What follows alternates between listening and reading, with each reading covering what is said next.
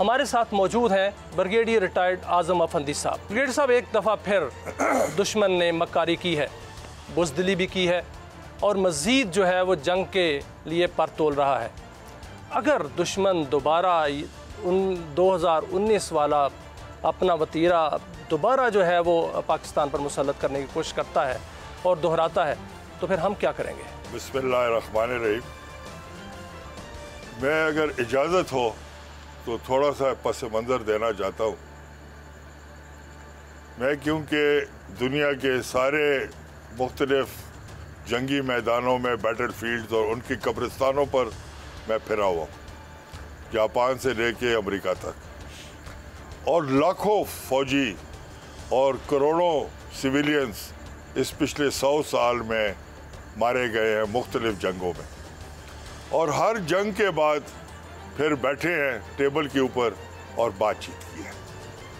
मैं थोड़ा सा इंडिया का भी आपको पस नज़र इसलिए देना चाहता हूँ क्योंकि मैं उस फैमिली से हूँ जिसने तीसरी जंग पानीपत की लड़ी और अफ़गानिस्तान की अंदर भी हमने लड़ाइयाँ लड़ी। फैमिली ने अंग्रेज़ों को शिकस्त दी, रशिया को शिकस्त दी, अमेरिका का आपको देखा क्या हाल हुआ है।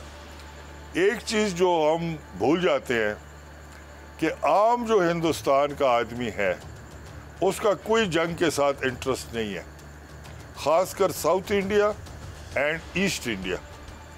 हमारी जो खुशकिस्मती है कि हमारे जो सिख भाई हैं जो खालिस्तान बनाना चाहते हैं वो हमारे पंजाब के बॉर्डर पर हैं और उन्होंने भी ऐलान कर दिया है इंडियन आर्मी को कि आपको जो है पाकिस्तान पर हमला करने की हम इजाज़त नहीं देंगे। अभी एक छोटा सा टोला है जो कि नफ़रत की जंग मोदी साहब के साथ मिल के फैला रहा है। मैं ख़ुद भी क्योंकि प्रेसिडेंट हूँ Pakistan ex serviceman society Khyber Pakhtunkhwa का, तो हम ये पुराने जो फ़ौजी हैं इंडिया के उनके बड़के भी सुनते हैं, उनके जर्नैल भी हैं, अफसर भी हैं। हम बड़के नहीं मारते, हम जो लड़ने वाले होते हैं ना वो बड़क नहीं मारते हैं, जो बड़क मारते हैं वो लड़ते नहीं। हम हमेशा लड़ाई के लिए तैयार हैं। हमने आर्मी ज्वाइन की थी जब हम 17 साल के थे और उस वक्त 71 की जंग जो है ना वो मंडला रही थी और उससे लेके अभी तक हर महाज पर हम रहे हैं। हमारे अपने घरों में भी दहशतगर्दी हुई है 10 साल।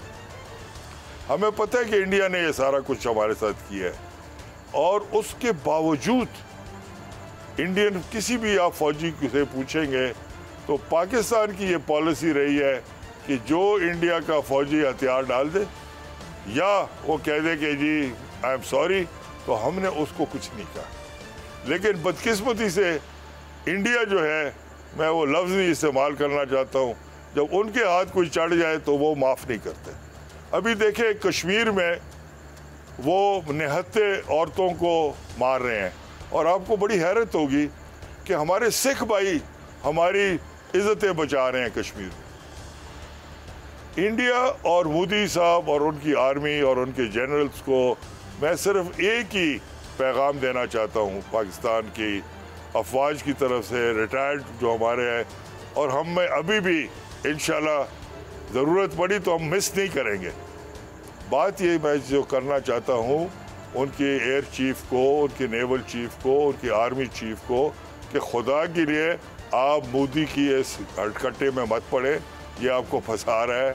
आपकी कौम आपके साथ नहीं है। इंडिया इस वक्त एक इकनॉमिक तरक्की की तरफ जा रहा है, मोदी इनको जंग की तरफ धकेल रहा है। मोदी की अपनी जो अपोजिशन है उसको सपोर्ट नहीं कर रही, उसके लोग उसको सपोर्ट नहीं कर रहे, उसके सिपाही उसको इंडियन आर्मी में आपको पता है सबसे अच्छा लड़का कौन है? सिख जो है उसने पाकिस्तान की फ़ौज के साथ लड़ने से इनकार कर दिया है। ज़बरदस्त। कर्नल साहब, अगर इंडिया 2019 में हमने देखा कि इंडिया ने स्ट्राइक की, वो तो स्ट्राइक नहीं थी, एक कौवा शहीद किया और एक दरख्त शहीद किया और उसके बाद सरप्राइज़ मिला उनको, यहाँ तक कि वहाँ पर जो उनके आर्मी चीफ थे वो भी लॉक थे, वो भी टारगेट लॉक था, लेकिन हमारे फोर्सेस के जवानों ने उसको अवॉइड करके उनके जहाज़ गिराए और अभिनंदन जो है वो उसको चाय पिलाकर वहाँ भेजा, उसका यूनिफॉर्म आज भी कराची के एक जो म्यूज़ियम है वहाँ पर है।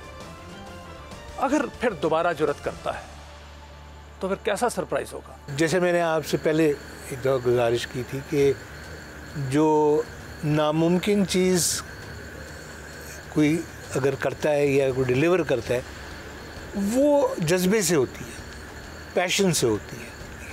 हमारी फ़ौज में और हमारे लोगों में वो जो पैशन और वो जो जज्बा है ना कि मुश्किल वक्त में ये डिलीवर करते हैं।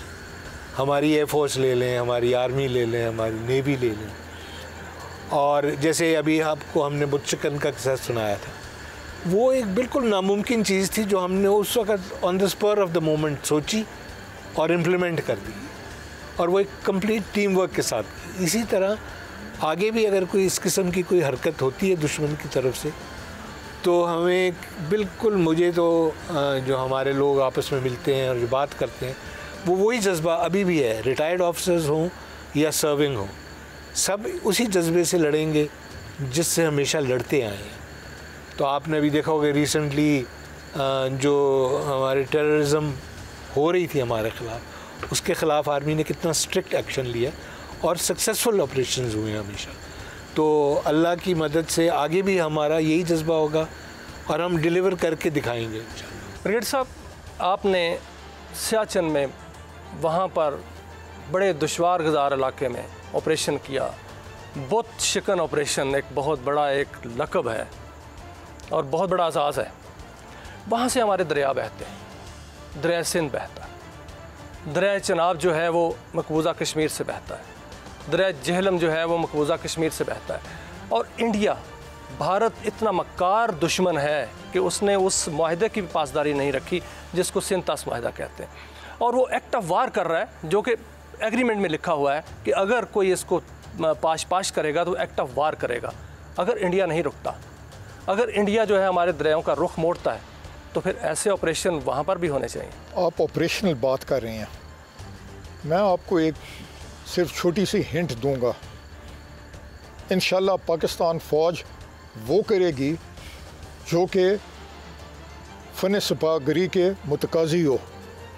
मैं ये नहीं कहूँगा कि ये करेगी या वो करेगी, छोटा करेगी बड़ा करेगी, लेकिन मामलात का तदारुक करेगी और जिस किस्म की थ्रेट हो उसको इंशाल्लाह अच्छे तरीके से डिफीट करेगी। भूल जाएं इंडिया वाले 71 की बात। हमारी लीडरशिप बेदार मगज़ है, प्रोफेशनली कॉम्पिटेंट है, जोश ईमानी है, कौम मुत्तहिद है। इंशाअल्लाह अगर ऐसी सूरत हाल हुई तो उसका डट के मुकाबला किया जाएगा और फतह व कामरानी हमारे साथ होगी। इसके अलावा हमारे दोस्त ममालिक भी हैं। इंडिया के रिलेशन सिर्फ पाकिस्तान से ख़राब नहीं हैं, उन्होंने चीन से भी अपने तल्लुकात ख़राब किए हैं। उन्होंने बांग्लादेश के अंदरूनी मामलात में मुदाखलत की है, जिसकी वजह से हसीना वाजिद को बांग्लादेश चाहता है कि वो वापस उसको एक्स्ट्राडाइट किया जाए ताकि एज अ वॉर क्रिमिनल या फिर क्राइम्स अगेंस्ट ह्यूमैनिटी के तहत ट्राई किया जाए। तो मेरा मोदी साहब को यही मशवरा होगा कि वॉर क्रिमिनल्स को अपने साथ मत रखें, उन्हें अपने दियार में पनाह न दें। अगर दोबारा राइफ़ल पकड़नी पड़ी तो दोबारा बहुत तोड़ेंगे? जी हाँ, इंशाअल्लाह, हस्बे तौफीक। हज़रत अबू अयूब अंसारी रज़ियल्लाहु ताला अन्हु की उम्र 90 साल थी जब वो कस्तुनिया की कैंपेन पे गए थे। तो इंशाअल्लाह तैयार हैं। ज़िंदगी तो एक ही दफ़ा मिलती है। ज़िंदगी आदमी कहाँ पैदा होता है उसकी चॉइस नहीं होती है, लेकिन कैसे जान देनी है उसका इख्तियार है। तो आदमी तकदीर मुबरम और तकदीर मुल्क के दरमियान फ़र्क जाने, और जो विल है, जो जोश व जज्बा है, और जो कुछ हम मुल्क को मिल्लत के लिए करना चाहते हैं हमें करना चाहिए। आखिरी दिन तक, आखिरी लम्हे तक हमें करना चाहिए। ब्रिगेडियर साहब, मैं आपकी तरफ वही सवाल लेके जाता हूँ। सिंतास माहदा इंडिया ने तोड़ा, इंडिया उससे एक तरफा निकल रहा है, जो कि नहीं निकल सकता। और उसमें लिखा है कि एक्टिव वार है। और वज़ीर आज़म ने और सिपह सलार ने भी ये कहा है कि अगर उन्होंने दरियाओं का रुख मोड़ा या हमारा पानी रोका तो फिर हम पूरी ताकत से रोकेंगे। अगर वो ऐसा करें तो उस पर बाकायदा तौर पर ताकत का इस्तेमाल करना चाहिए। देखिए, मेरे ख्याल में दुनिया जो है ना, वो पाकिस्तान और इंडिया को इस वक्त लड़ाने के मूड में नहीं है। इंडिया जो है वो चाहता है कि मैं किसी तरीके अमेरिका की गोद में जाके बैठ जाऊँ, ख़ासकर मोदी, क्योंकि मोदी सरकार जो है वो फेल हो गई है। वो बहुत कहती है कि इतने करोड़ है ये, लेकिन आप पता नहीं इंडिया गए कि नहीं गए। इस वक्त 80 करोड़ से ज़्यादा लोग सतह गुर्बत से नीचे हैं। कुछ लोग अमेरिका की तरह मालदार हो गए हैं, जिनको ऑलिगार्क्स कहते हैं, और वही पावर में भी हैं। और जो ज़्यादा लोग हैं वो गरीब हो गए हैं। और जो साउथ है, जैसे मैंने बार बार आपको कह रहा हूँ, they are not interested in any war. लेकिन एक टेक्निकल पॉइंट मैं आपको बताऊं, क्योंकि मैं खुद पहाड़ों का रहने वाला हूं, दरिया का आप रुख पहाड़ों में नहीं मोड़ सकते। ये इंडिया की बड़ी गलत फहमी है। जिस दिन पाकिस्तान ने डिसाइड किया कि हमने उनके हेडवर्क्स तोड़ने हैं, तो ये पानी ऑटोमेटिकली पाकिस्तान में आएगा, ये इंडिया में नहीं जाएगा। लेकिन मैं फिर वही कह रहा हूँ कि इंडियन गवर्नमेंट को होश के नाखून रखने चाहिए, सोचना चाहिए, मैच्योर होना चाहिए। ये बच्चापन ये नहीं होता। मुल्कों की जो फ्यूचर होता है वो इस तरह की रेटरिक से, इस तरह की बातों से नहीं होता है। They have to sit, they have to understand what they are doing, they are making mistakes. और my request again to the Indian government is कि आपके पास इतने पढ़े लिखे अच्छे अफसर हैं, वो खुदा के लिए कुछ सोचो, अपने मुल्क को बर्बाद ना करो। कर्नल साहब, आपका इंडियन आर्मी से बड़ा पाला पड़ा, ऑपरेशन बुत शिकन आपने किया। कैसा देखा आपने दुश्मन को, कि वो आला ज़र्फ़ दुश्मन है या कम ज़र्फ़ दुश्मन है? भाग जाता है, मुकाबला करता है, या वो मक्कारी करता है? कैसा दुश्मन है? देखिए, मकार तो एक ऐसा लफ्ज़ है जो हम बारहा कंफर्म कर चुके हैं उनके बारे में, ठीक है। जहाँ तक भागने का ताल्लुक है, अब इस बुत शिकन का ही आप की मिसाल ले लें कि थोड़े से, जैसे ब्रिगेडियर साहब ने बताया आपको कि कुछ दिनों के अंदर ही वो उनके हौसले पस्त हो गए, क्योंकि उन्होंने देखा कि जो चीज़ उन्होंने महीने डेढ़ में की थी वो हमने दो दिन के अंदर ही उनकी बराबरी पे पहुंच गई। और उसके बाद फिर जो ग्राउंड पे एक्शन हुआ, जो हमारे जवानों ने और हमारे ऑफिसर्स ने किया, वो लोग नहीं सह सके, तो तैयार हो गए जगह खाली करने में। तो वो हौसला, और जैसे मैं आपको कह रहा था, जज्बा और वो पैशन जो है, वो क़ुव्वत ईमानी से ही आता है इंसान, जो हमने करके दिखाया और प्रूव किया। और इंशाल्लाह आगे जब कभी मौका आएगा तब भी करके दिखाएं।